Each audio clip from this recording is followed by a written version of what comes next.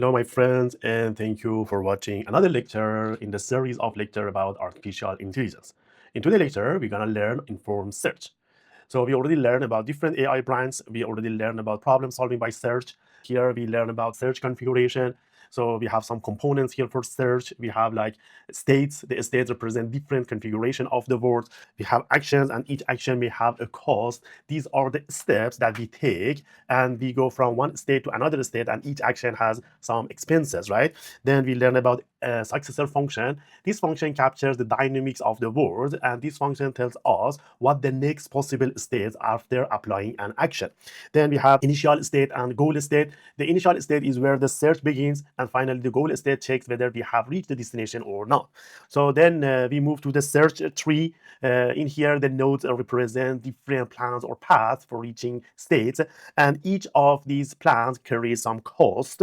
This cost is simply the sum of the action cost taken along the path as the cumulative cost.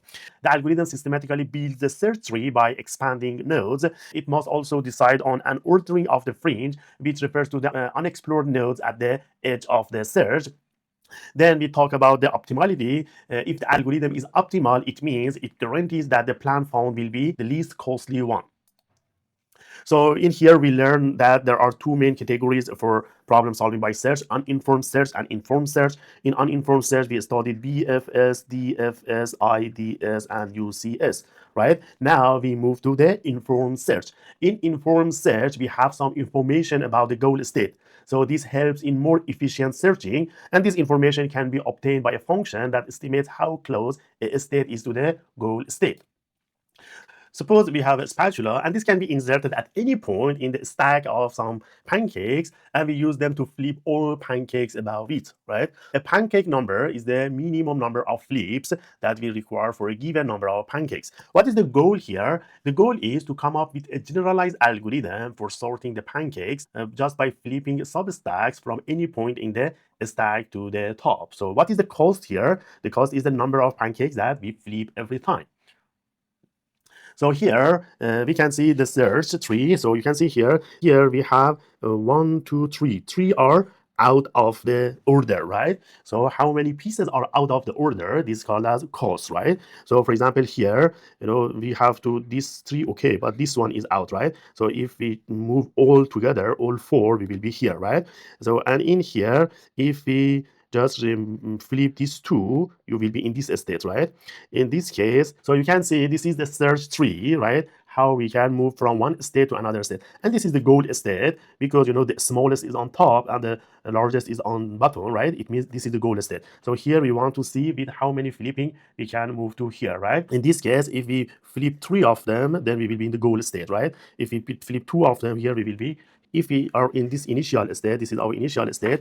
So if we flip 4 of them, right? So this, we change this 4, then we will be in this state, right? And in this case, if we flip only these 3, we will be in the goal state. So 4 costs here, 3 costs here, then total 7, right? In this case, if we flip 2, we will be in this state, right? And we need to go forward to reach the goal state. So in here, we know exactly where we came from and how you got there, but you have no idea where you are going. So we go to the informed search, and we want to study some algorithm here.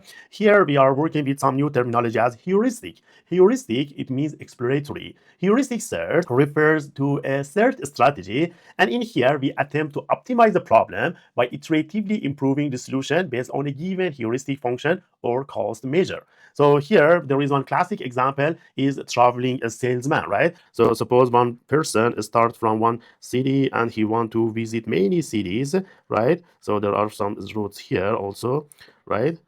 These are the cities. So he want to start, for example, here, and he want to go to all these cities, sell something, and come back, right? This is called as traveling salesman problem. It's a kind of classic NP-hard optimization problem, and that seeks the shortest possible route for a salesman to visit each city, and each city must be visited exactly once. Then he want to return to this point. So we call this one as NP-hard problem. What is the meaning of NP-hard problem? This is at least as difficult as the hardest problem in NP. NP stands for non-deterministic polynomial time. It means there is no known polynomial time algorithm to solve this problem efficiently. So here we have heuristic, and this heuristic is a function to estimate how close we are to the goal state. It finds the most promising path. It takes the current state and its input, then it's produce the estimation of how close agent is from the goal state. Or you can say how to measure the distance to the goal state. There is a question here, how to measure the distance to the goal state. There are two techniques, Manhattan distance and Euclidean distance, right? So these are used to calculate the distance to the goal state. In the Manhattan distance, this is calculated as the sum of the absolute differences between 2 points, right? Or 2 vectors, you can say. For example, we have 1 point, and this P1 is, for example, 2 and 3, and P2 is equal to 5 and 1, right? So if you want to calculate the distance based on the Manhattan distance, it will be equal to absolute value of 2 minus 5 and plus this one 3 minus 1, which will be equal to 2 minus 5, it will be 3, and this one will be 2, it will be equal to 5, right? So the Manhattan distance is 5 between these 2 points. But Euclidean distance, they calculate the distance between 2 real value vectors, and we follow this one. So for this problem, we need to do like that, root square of the 2 minus 5 square plus 3 minus 1 square, which is equal to root square of 13, which is equal to 3.61. This is the Manhattan distance between these 2 points. Do you remember the problem of Romania navigation? We are interested in finding the shortest path from one city like Arad to another city, Bucharest. There are two distance intercities that you can see here. From Arad, there is 140 kilometers to Sibiu. From Sibiu, there is 99 to Faragas. From Faragas, there are 201 kilometers to Bucharest, right? This is called as intercity. But there is another one, direct, right? There is direct distance from Arad to Bucharest, right? And we have in this table, right? We call it as heuristic or HX. So from Arad to Bucharest, there is 366. This is direct distance. Direct distance. From Bucharest to Bucharest is 0. From Karawia, where is Karawia? This one to Bucharest is 160, right? So this is called as heuristic or HX. In the case of pancake sorting, the heuristic is the number of largest pancake that is still out of order. So here we call it as the heuristic, the number of the largest pancake that is still out of order. In here, we want to minimize the number of pancake clipping to achieve the, you can see this is 4. This 4 is the number of pancake that are out of order compared to the goal state that we have. In here, 3 of them are out of order. In here, 0 out of order. In here, 2 out of order. In here, 3. So this is called as heuristic, and we show it by HX. So now let's explain pure heuristic search algorithm. This is the simplest form of heuristic search, and in here nodes are expanded based only on their heuristic value that we show it by HN. The algorithm maintains two important lists, a closed list and an open list. A closed list stores the nodes that have already been expanded, and the open list on the other side holds the nodes that are yet to be expanded. At each iteration, we have several iterations, and each iteration, the algorithm selects the node which has the lowest heuristic value, then it will expand it to generate all its successors, and then moves it to the closed list. This process continues until we reach the goal state. In other words, the search proceeds by always choosing the most promising node according to the heuristic algorithm. So in here, in the informed search, we have two main algorithms. One is greedy search or best first search algorithm. This is different by that BFS. And another one is A star algorithm.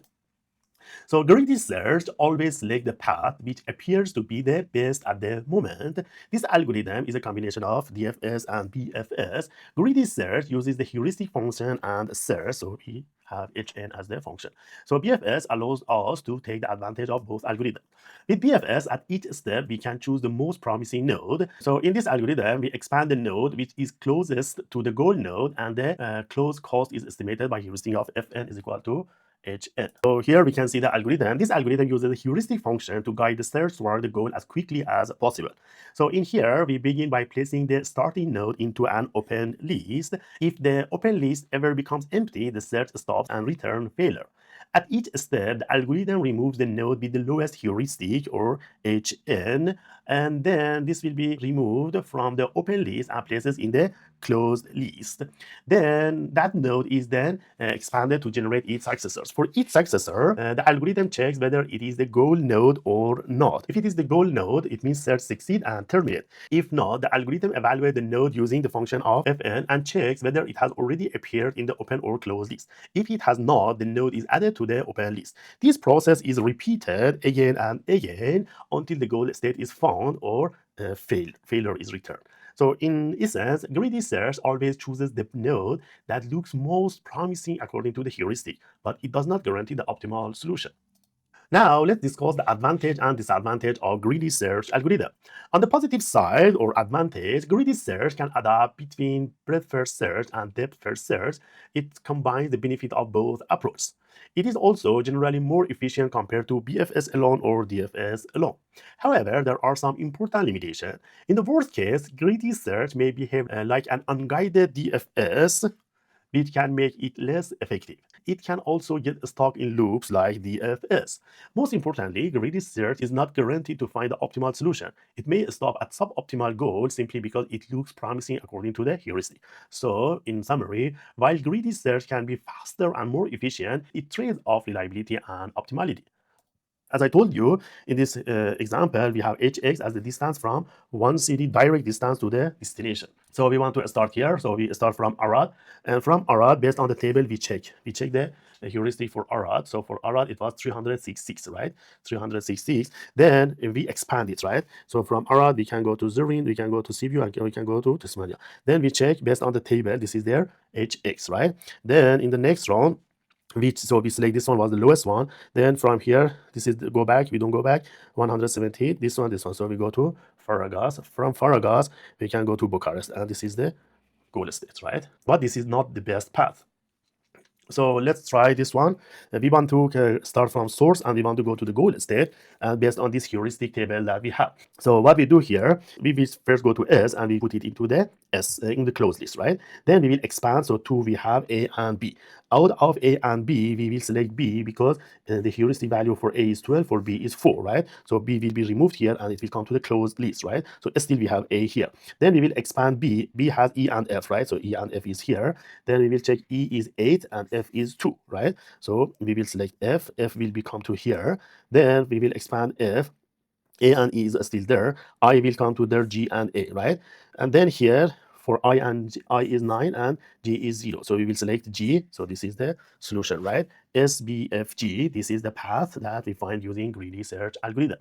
Finally, let's look at the performance characteristics of greedy search. Its time complexity is on the order of BO being power of M, and this B is the branching factor and M is the maximum depth of the search space. In the case of space complexity, it is also O of being power of M because it needs to store all generated nodes in memory. Greedy search is not complete. It means it does not always guarantee finding a solution even if one exists there, and also it is not optimal because it may settle for a solution that looks promising, but it's not the best possible one. Based on these characteristics, we can see that greedy search can be fast in practice, but it sacrifices both completeness and optimality. Okay, thank you very much for watching this video lecture. Please feel free to ask me your questions if any. Thank you and see you in the next lecture, A star algorithm.